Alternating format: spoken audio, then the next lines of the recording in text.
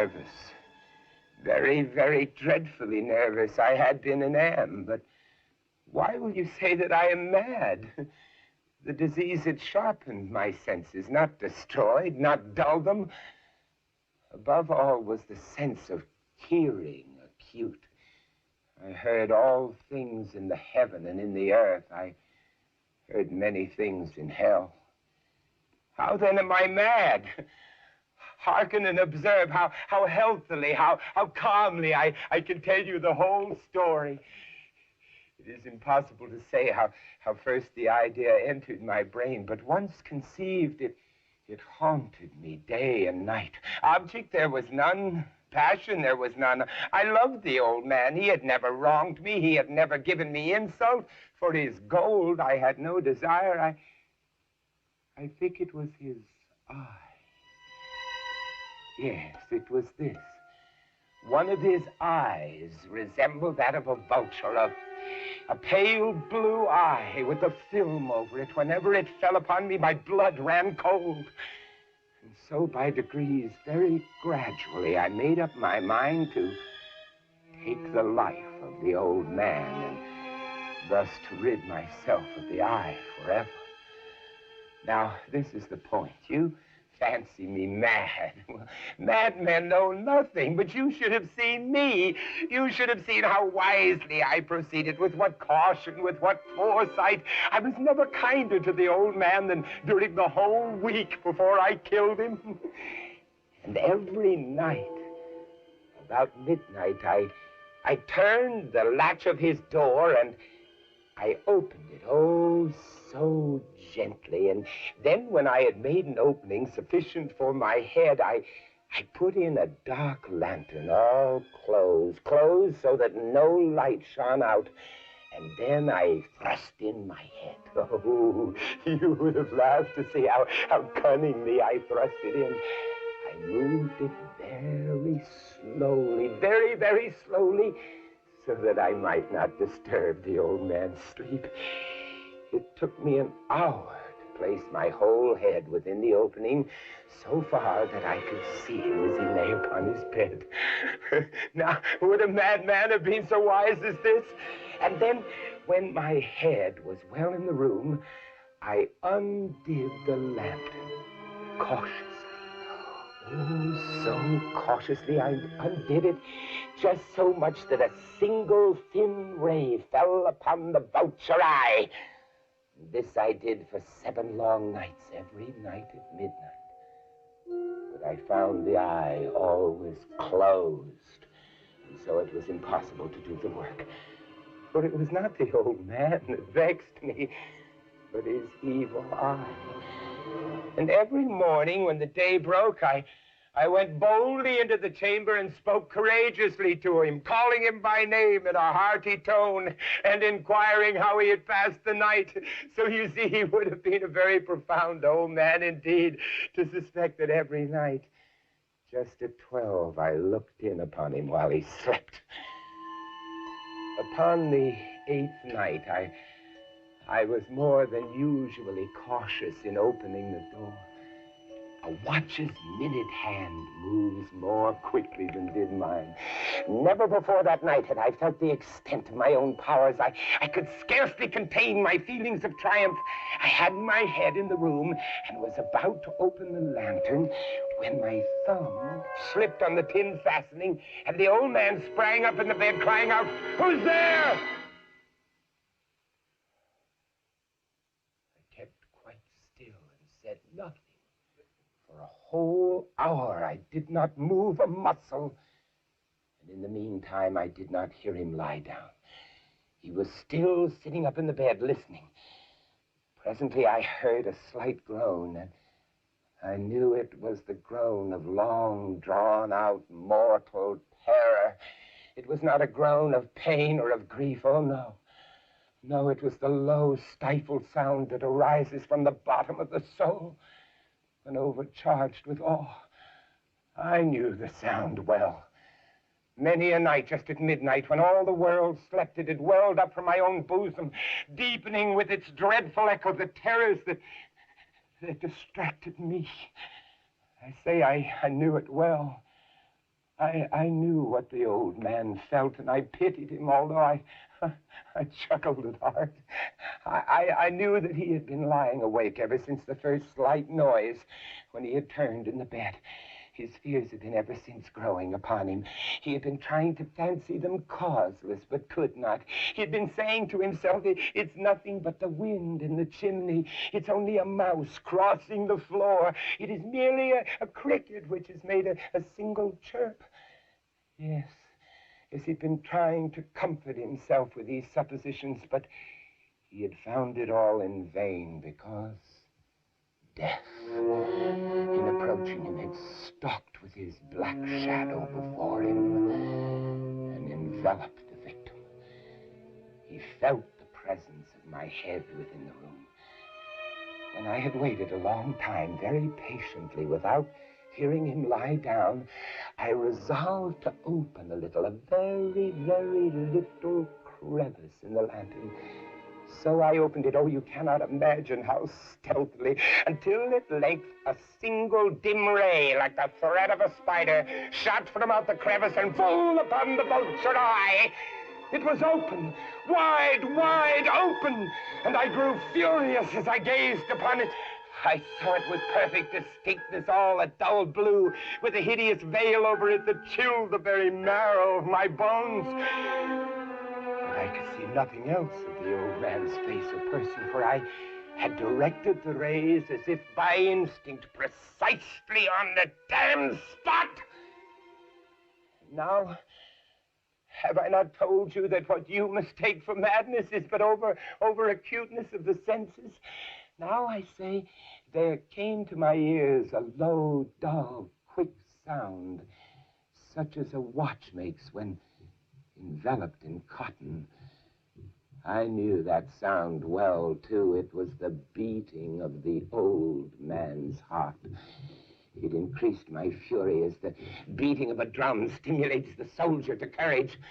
But even yet I refrained and kept still. I scarcely breathed. Meantime, the hellish tattoo of the heart increased. It grew quicker and quicker and quicker and louder every instant. The old man's terror must have been extreme. It grew louder, I say, louder every moment. Do you mark me well? I have told you that I am nervous, so I am. And now, at the dead hour of the night, amid the dreadful silence of this old house, so strange a noise as this excited me to uncontrollable terror. Yet for some minutes longer, I refrained and stood still.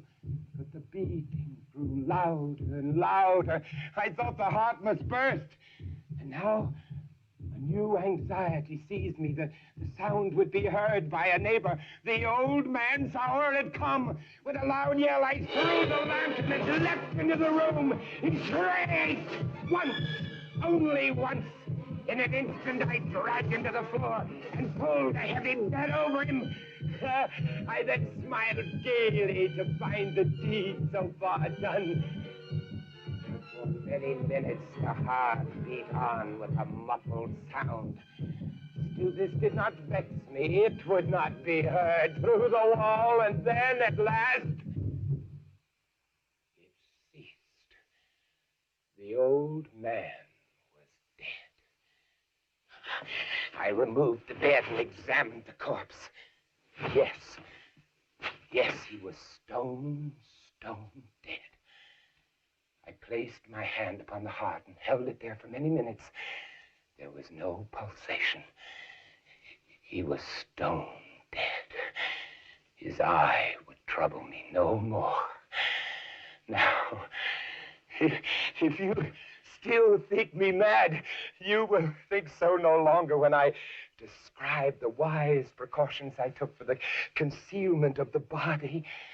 First, I dismembered the corpse. I cut off the head, and then the arms and the legs. I then took up 3 planks from the flooring of the chamber, and I deposited all beneath the floor.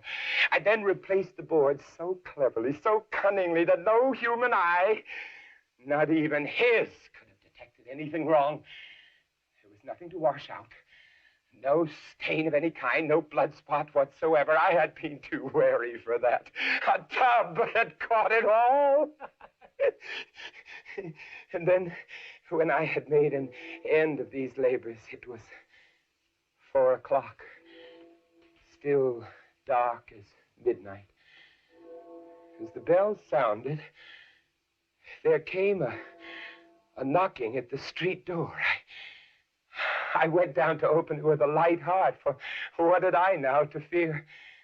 There entered 3 men who introduced themselves with perfect suavity as officers of the police. A shriek had been heard by a neighbor during the night. Suspicion of foul play had been aroused, and they, the officers, had been dispatched to search the premises. I smiled. For what had I to fear? I bade the gentleman welcome. The shriek, I said, was my own in a dream. The old man I mentioned was absent in the country. I took my visitors all over the house, and I bade them search and search well. I led them at length to his chamber. I showed them his treasures, secure, undisturbed. In the enthusiasm of my confidence, I brought chairs into the room and desired them here to rest from their fatigues, while I myself, in the wild audacity of my perfect triumph, placed my own seat upon the very spot beneath which reposed the corpse of the victim. The officers were satisfied my manner had convinced them. I was singularly at ease. They sat, and while I answered cheerily, they chatted familiar things. But ere long, I felt myself getting pale, and I wished them gone. My head ached, and I fancied a ringing in my ears, but still they sat and they chatted. The ringing became more distinct. I talked more freely to get rid of the feeling, but it continued and gained definitiveness until at length I found that the noise was not within my ears. It was a low, dull, quick sound, such a sound as a watch makes, enveloped in cotton. I gasped for breath, yet the officers heard it not. I talked more quickly, more vehemently, but the noise steadily increased. I arose and I argued about trifles, but the noise increased steadily. Why would they not be gone? I paced the floor to and fro with heavy strides, as if excited to fury by the observation of the men, but the noise steadily increased. Oh, God, what could I do? I foamed, I raved, I swore. I swung the chair upon which I had been sitting, grated it upon the boards, but the noise rose above all. It grew louder, louder, and still the men chatted pleasantly and smiled. Was it possible that they heard not? Oh, Almighty God, no, they heard. They suspected. They knew. They were making a mockery of my horror. I could bear those hypocritical smiles no longer. I felt that I must scream or die. And now again, hark, louder, louder, louder, louder. Villains! Dissemble no more. I admit the deed. Tear up the planks. Here, it is the beating of his hideous heart.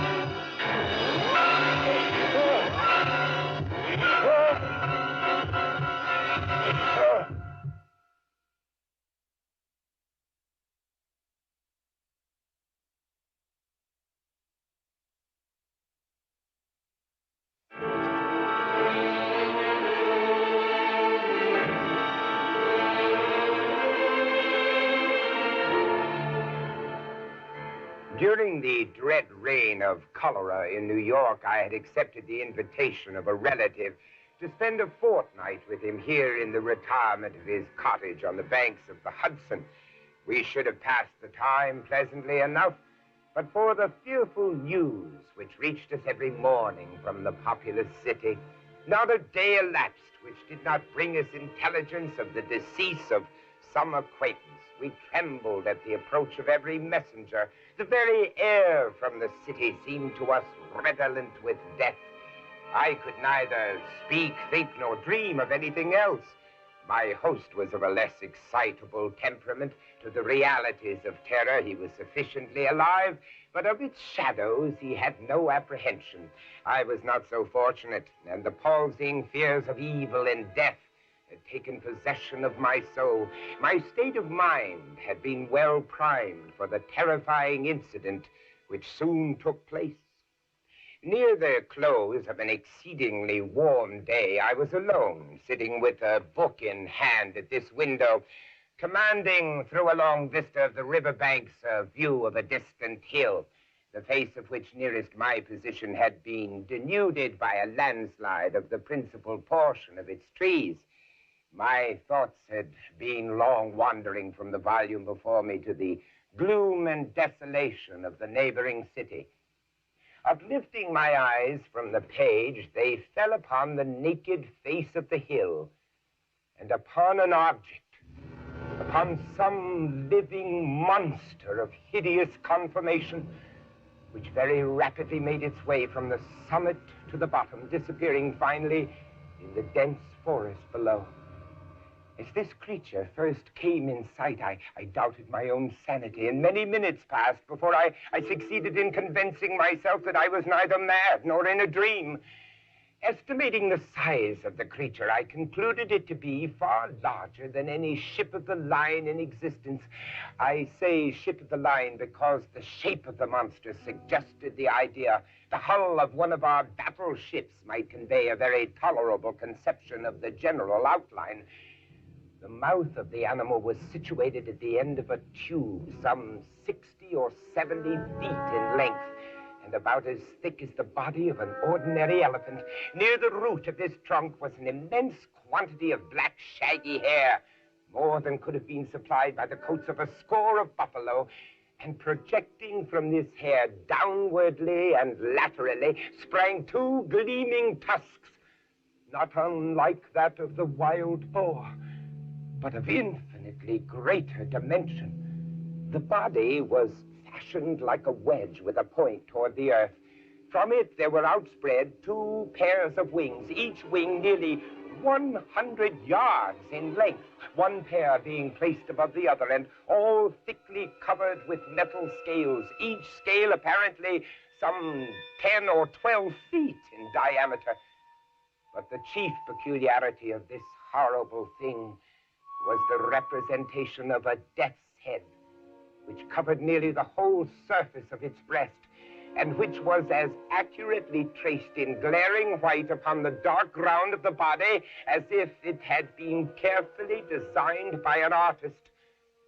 While I regarded this terrifying animal, and more especially the appearance on its breast, with a feeling of horror and awe, I perceived the huge jaws at the extremity of the trunk suddenly expand themselves, and from them there proceeded a sound so loud and so expressive of woe that it struck upon my nerves like a knell.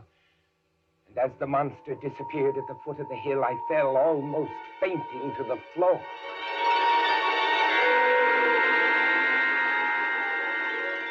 Upon recovering, my first impulse was to inform my friend of what I had seen and heard, and I can scarcely explain what feeling of repugnance it was which in the end operated to prevent me. At length, one evening, some 3 or 4 days after the occurrence, we were sitting together in this room in which I had seen the apparition, I occupying the same seat at the same window, and he lounging in this chair nearby. The association of the place and time suddenly impelled me to give him an account of the phenomenon. He heard me to the end. At first he laughed heartily, and then he lapsed into an excessively grave demeanor, as if my insanity was a thing beyond suspicion. At this instant I again had a distinct view of the monster, to which, with a shout of absolute terror, I now directed his attention. Look! Look! He looked eagerly, but maintained that he saw nothing, although I designated minutely the course of the creature as it made its way down the naked face of the hill. I was now immeasurably alarmed, for I considered the vision either as an omen of my death, or worse, as a forerunner of an attack of madness. I threw myself passionately back in the window seat, and for some moments I buried my face in my hands. My host, however, had in some degree resumed the calmness of his demeanor and questioned me very rigorously in respect to the conformation of the visionary creature.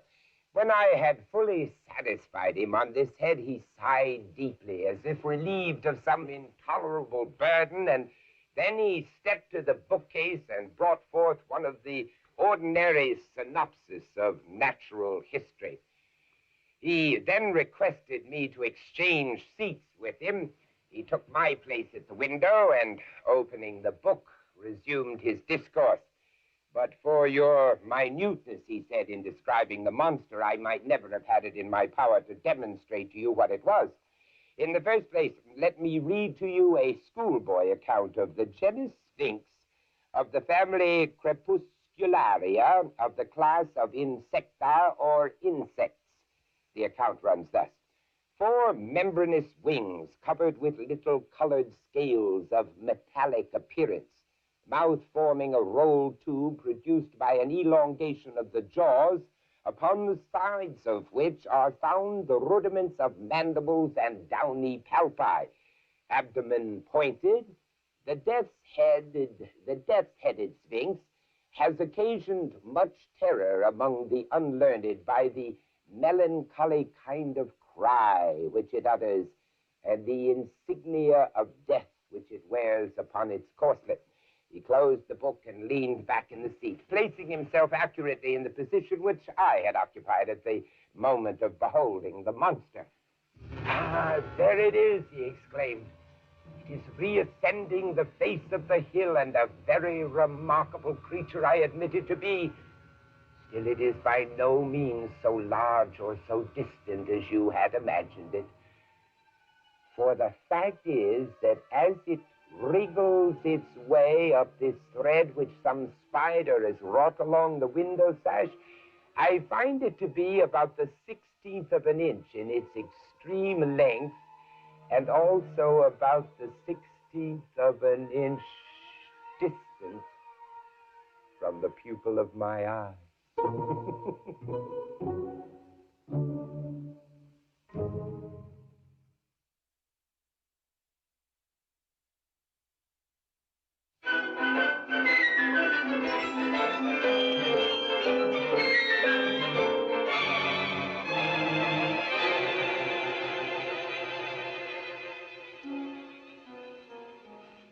The 1,000 injuries of Fortunato I had borne as best I could, but when he ventured upon insults, I vowed revenge. Now, you who so well know the nature of my soul will not suppose, however, that I gave utterance to a threat.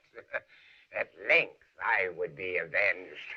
I would not only punish, but punish with impunity.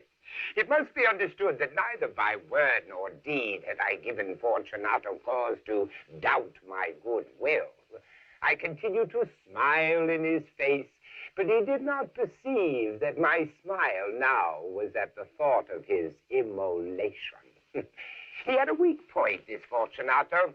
Although in other regards he was a man to be respected and even feared, he prided himself in his connoisseurship of wine. I was skillful in the Italian vintages myself and bought largely whenever I could. It was about dusk one evening during the supreme madness of the carnival season that I encountered my friend. He accosted me with excessive warmth, for he had been drinking much. The man wore the costume of a jester. He had on tights, and his head was surmounted by the conical cap and bells. I was so pleased to see him that I thought I should never have done with wringing his hand. I said to him, "My dear Fortunato, you are luckily met. How remarkably well you are looking today. Oh, I have received a keg of what passes for Amontillado, and I have my doubts." "How," said he, "Amontillado, a cask? Impossible. And in the middle of the carnival?" "Well, I have my doubts, and I was silly enough to pay the full Amontillado price without consulting you in the matter. You were not to be found, and I was fearful of losing a bargain." "Amontillado! Amontillado!" "Yes, as you are engaged, I am on my way to meet Lucchese. If anyone has a critical turn, it is he. He will tell me. Lucchese cannot tell Amontillado from sherry. And yet some fools will have it that his taste is a match for your own. Come, let us go to your vaults. Oh, my friend, no, I will not impose upon your good nature. I perceive you have an engagement, Lucchese. I have no engagement. Come. My friend, no, it is not the engagement, but the severe cold with which I perceive you are afflicted. The vaults are insufferably damp. They are encrusted with mold. Let us go, nevertheless. The cold is merely nothing. Amontillado, you have been imposed upon. As for Lucchese, he cannot distinguish sherry from Amontillado. Thus speaking, Fortunato possessed himself of my arm. I, putting on a mask of black silk and drawing a cape closely about my person, suffered him to hurry me to my palazzo. Oh, there were no attendants at home. They had absconded to make merry in honor of the time. I took from their sconces 2 torches, and giving one to Fortunato, bowed him through several suites of rooms to the archways that led into the vaults. I passed down a long and winding staircase, requesting him to be cautious as he followed. We came at length to the foot of the descent and stood together on the damp ground of the catacombs of the Montresors, my family. The gait of my friend was unsteady, and the bells on his jester's cap jingled as he strode. Where is the cask? It is farther on, but observe the white web work which gleams from these cavern walls. Mold? Mold, yes. How long have you had that cough? My poor friend found it impossible to reply for many minutes. It is nothing. Come, we will go back. Your health is precious. You are rich, respected, admired, beloved. You are a man to be missed. For me, it is no matter. We will go back. You will be ill, and I cannot be responsible. Besides, there is Lucchese. Enough. The cough is a mere nothing. It will not kill me. I shall not die of a cough. True. And indeed, I had no intention of alarming you unnecessarily, but you should use all proper caution. A draught of this Medoc will defend us against the dance. Here I knocked off the neck of a bottle which I drew from a long row of its fellows that lay upon the mold. Drink, I said, presenting him the wine. He raised it to his lips with a sneer. He paused and nodded to me familiarly while his bells jingled. I drank to the buried that repose around us, and I to your long life. Well, he again took my arm, and we proceeded. The wine sparkled in his eyes, and the bells jingled. My own fancy grew warm with the Madoff. We had passed through walls of piled bones with casts and puncheons intermingling into the inmost recesses of the catacombs. I paused again, and this time made bold to seize Fortunato by an arm. The mold, you see, it increases. It hangs like moss upon the vaults. We are below the river's bed. The drops of moisture trickle among the bones. Come, we will go back ere it is too late. Your cough, it is nothing. Let us go on. Let us proceed to the Amontillado. Be it so. He leaned heavily upon my arm. We continued our route in search of the Amontillado. We passed through a range of low arches, descended, passed on, and descending again, arrived at a deep crypt in which the foulness of the air caused our torches to glow rather than flame. At the most remote end of the crypt, there appeared another room, less spacious. Its walls had been lined with human remains, piled to the vault overhead in the fashion of the great catacombs of Paris. 3 sides of this interior crypt were still ornamented in this manner. From the 4th, the bones had been thrown down and lay in a mound upon the earth. Within the wall, thus exposed by the displacing of the bones, we perceived a still interior recess in depth about 4 feet, in width 3, in height 6 or 7, cut into the solid granite. Proceed. Herein is the Amontillado. As for Lucchesi, he is an ignoramus.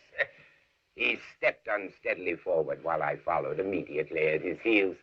In an instant, he had reached the extremity of the niche, and finding his progress arrested by the rock, stood stupidly bewildered.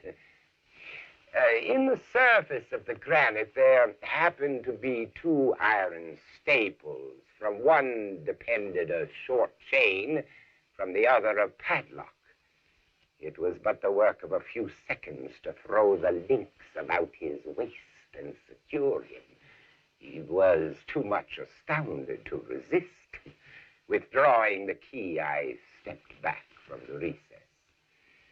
Pass your hand over the wall, Fortunato. You cannot help but feel the mold. Indeed, it is very damp.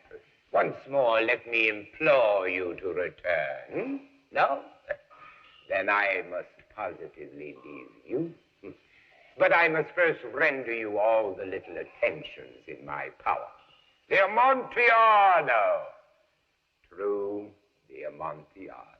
As I said these words, I busied myself among the pile of bones of which I have spoken. Throwing them aside, I soon uncovered a quantity of building stone and mortar.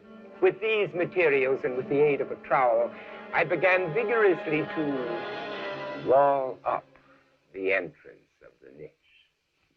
I scarcely laid the first tier of the masonry when I discovered that the intoxication of Fortunato had in a great measure worn off. The earliest indication I had of this was a low moaning cry from the depth of the recess. It was not the cry of a drunken man. Then there was a long and obstinate silence. I laid the second tier and the third and the fourth, and then I heard the furious vibrations of the chain. The noise lasted for several minutes, during which, that I might hearken to it with the more satisfaction, I ceased my labors and sat down upon the bones. When at last the clanking subsided, I resumed the trowel and finished without interruption the 5th, the 6th, and the 7th tier. The wall was now nearly upon a level with my breast. I again paused, and holding the torch over the masonwork, threw a few feeble rays upon the figure within. A succession of loud and shrill screams bursting suddenly from the throat of the chain form seemed to thrust me violently back. For a brief moment I hesitated. I trembled.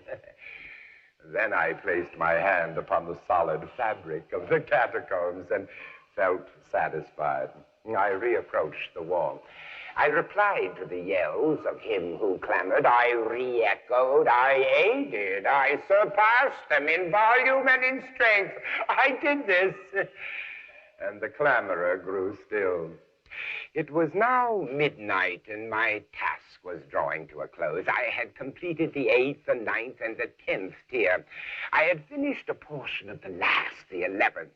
There remained but a single stone to be fitted and plastered in. I struggled with its weight. I placed it partially in its destined position. But now there came from out the niche a low laugh that erected the hairs upon the back of my neck. A very good joke indeed, an excellent jest. We will have many a rich laugh about it at the palazzo. Over our wine. The Amontillado. Yes, the Amontillado. But is it not getting late? Will they not be waiting for us at the palazzo? The Lady Fortunato and the rest? Let us be gone. Yes, let us be gone. For the love of God, Montresor! Yes, for the love of God, Fortunato. But to these words I hearkened in vain for a reply. I grew impatient. I called aloud, Fortunato? Fortunato? No answer still. I thrust a torch through the remaining aperture and let it fall within. There came forth in return only a jingling of the bells. My heart grew sick on account of the dampness of the catacombs. I hastened to make an end of my labor. I forced the last stone into its position. I plastered it up. Against the new masonry, I erected the old rampart of bones. For the half of a century, no mortal has disturbed them. In pace requiescat.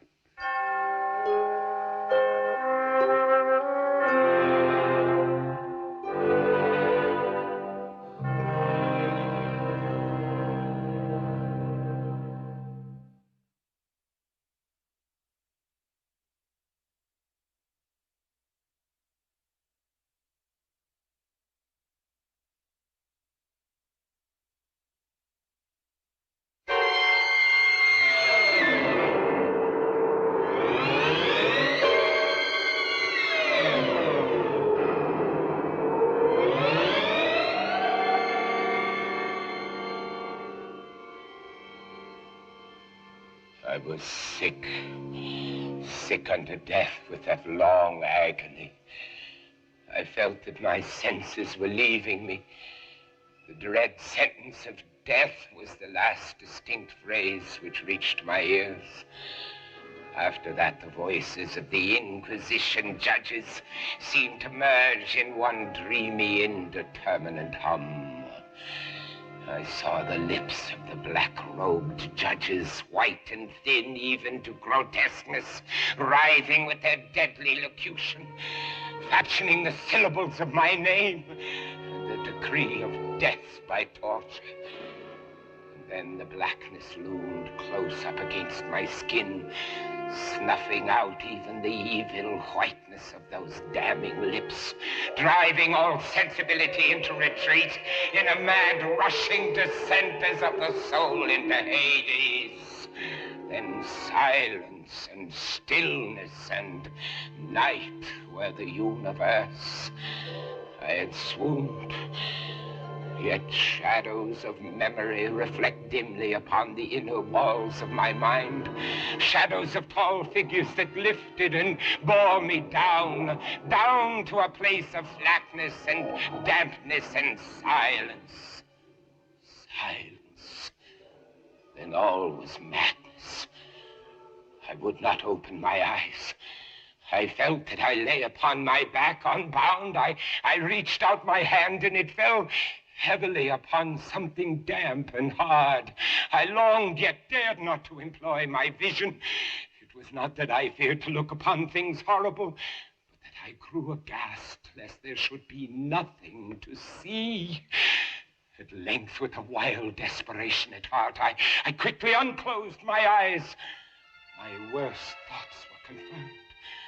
The blackness of eternal night encompassed me. I struggled for breath.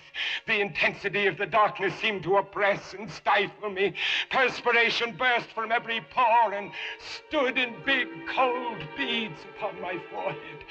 I thrust my arms wildly above and around me, clawing, grasping, reaching for something, either damnable or saving, but something.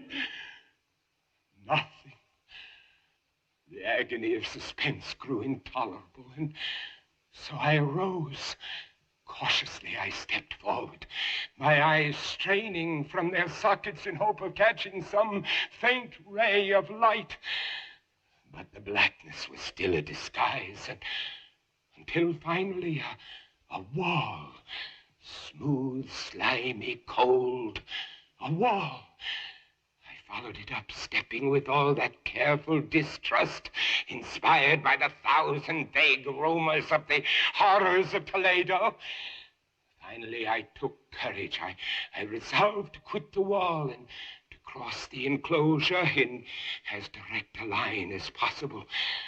The floor was treacherous with slime. I advanced cautiously, some 10 or 12 paces in this manner, when suddenly I stumbled and fell violently on my face. In the confusion attending my fall, I did not immediately apprehend a somewhat startling circumstance. It was this: my chin rested upon the floor of the prison, but my lips and the upper portion of my head touched nothing. At the same time, my forehead seemed bathed in a clammy vapor, and the peculiar smell of decayed fungus arose to my nostrils. I had fallen at the very brink of a circular pit.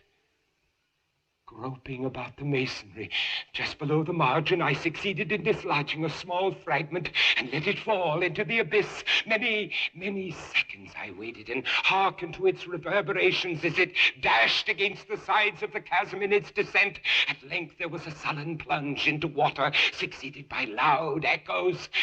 At the same moment there came a sound resembling a quick opening of a door overhead, while a faint gleam of light flashed suddenly through the gloom and as suddenly faded away.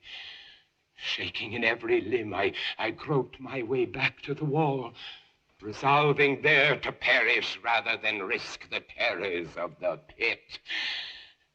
Agitation of spirit kept me awake for many long hours, but at length I fell into a deep slumber. Upon arousing, I found that objects around me were visible, a wild, sulphurous luster. By that I was enabled to see the extent and aspect of the prison. What I had taken for masonry seemed now to be iron in huge plates. Figures of hideous fiends in aspects of menace with skeleton forms overspread and disfigured the walls. In the center of the floor yawned the circular pit from whose jaws I had escaped. Then I realized that I was securely bound to a low framework of wood. Strapping passed in many convolutions about my body, leaving at liberty only my head and my left arm, so that only with much exertion could I supply myself with food from an earthen dish which lay by my side on the floor. The food in the dish was meat, pungently seasoned. Looking upward, I surveyed the ceiling of my prison. It was some 30 or 40 feet overhead, and suspended therefrom was what appeared to be a huge pendulum, such as one might see on antique clocks. While I gazed at it, I fancied that I saw it move, ever so slightly. I watched it for some minutes, somewhat in fear, but more in wonder. Then a noise attracted my notice, and looking to the floor, I saw several enormous rats. They had issued from the pit with ravenous eyes allured by the scent of the meat. It required much effort and attention to scare them away from the food. When I again cast my eyes upward, what I saw confounded and amazed me. The sweep of the pendulum had increased in extent by nearly a yard. What mainly disturbed me was the idea that it had perceptibly descended. I now observed, with what horror it is needless to say, that its lower extremity was a crescent of glittering steel, about a foot in length from horn to horn, the horns upward, and the under edge evidently as keen as that of a razor, and it hissed as it swung through the air, inch by inch, with a descent only appreciable at intervals that seemed ages. Down and still down it came. Days passed ere it swept so closely over me as to fan me with its acrid breath. I prayed for its more speedy descent. I grew frantically mad and struggled to force myself upward against the sweep of the fearful scimitar. And then suddenly I fell calm and lay smiling at the glittering death as a child would at some rare bauble. I saw that the crescent was designed to cross the region of my heart. It would fray the serge of my garment. It would return and repeat its operations again and again. But the fraying of my garment would be all that for several minutes it would accomplish. To the right, to the left, far and wide, down, steadily down it crept, with the shriek of a damned spirit, to my heart, with the stealthy pace of the tiger. I alternately laughed and howled as the odor of the sharp steel forced itself into my nostrils. Down, relentlessly down. It vibrated finally within 3 inches of my bosom. 10 or 12 sweeps would bring the steel in actual contact with my clothing. And then, with this observation, there suddenly came over my spirit all the keen, collected calmness of despair. For the first time in many hours, or perhaps days, I thought of the rats. They had been literally swarming around the low framework upon which I lay. They were wild, bold, and ravenous, their red eyes glaring upon me as if they waited for motionlessness on my part to make me their prey. What food, I thought, have they been accustomed to in the pit? They had devoured, in spite of all my efforts to prevent them, all but a small remnant of the contents of the dish. Although my plan was scarcely sane, I proceeded at once to attempt its execution. With the particles of the oily and spicy meat which now remained, I thoroughly rubbed the restraining binding wherever I could reach it. Then I lay breathlessly still. At first, the ravenous animals were startled and terrified at the change. Observing, however, that I remained without motion, 1 or 2 of the boldest leapt upon the framework and smelted my bonds. This seemed the signal for a general rush. They leapt in hundreds upon my person. The measured movement of the pendulum disturbed them not at all. Avoiding its strokes, they busied themselves gnawing the anointed bindings. They pressed, they swarmed upon me in ever accumulating heaps. They writhed upon my throat. Their cold lips sought my own. I was half stifled by their thronging pressure. Disgust, for which the world has no name, swelled my bosom and chilled with a heavy clamminess my heart. Yet 1 minute, and I felt that the struggle would be over. Plainly, I perceived the loosening of the strapping. I knew that in more than one place it must be already severed. With a more than human resolution, I lay still. Nor had I erred in my calculations, nor had I endured in vain. I at last felt that I was free. Stroke of the pendulum already pressed upon my bosom. It had divided the serge of my garment. Twice again it swung, and a sharp sense of pain shot through every nerve. But the moment of escape had arrived. At a wave of my hand, my deliverers hurried tumultuously away. With a steady movement, I slid from the embrace of the bindings and beyond the reach of the scimitar. I was free! Free! But still in the grasp of the Inquisition. I had scarcely stepped from my wooden bed of horror when the motion of the hellish machine ceased, and I beheld it drawn up. My very motion was undoubtedly watched. Free! I had but escaped death in one form of agony, to be delivered unto worse than death in some other. With that thought, I rolled my eyes nervously on the barriers of iron that hemmed me in.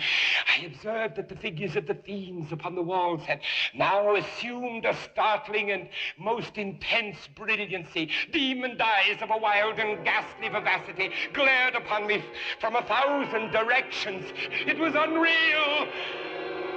While I breathed, there came to my nostrils the breath of the vapor of heated iron. Suffocating odor pervaded the prison. I panted. I gasped for breath. I shrank from the burning metal to the center of the cell. Amid the thought of the fiery destruction that impended, the idea of the coolness of the pit came over my soul like balm. I rushed to its deadly brink. I threw my straining eyes below. The glare from the enkindled roof illuminated its inmost recesses. Yet for a wild moment did my spirit refuse to comprehend the meaning of what I saw. At length it forced, it burned its way into my soul. Oh, for a voice to speak. Oh, horror. Oh, any horror but this.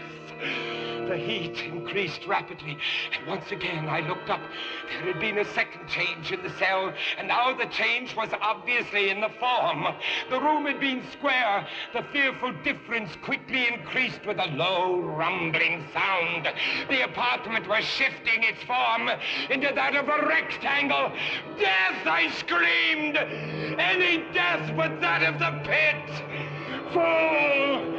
Might I not have known that into the pit was the object of the burning iron to urge me? And now closer and closer grew the walls. I shrank back, but the closing walls pressed me resistlessly onward.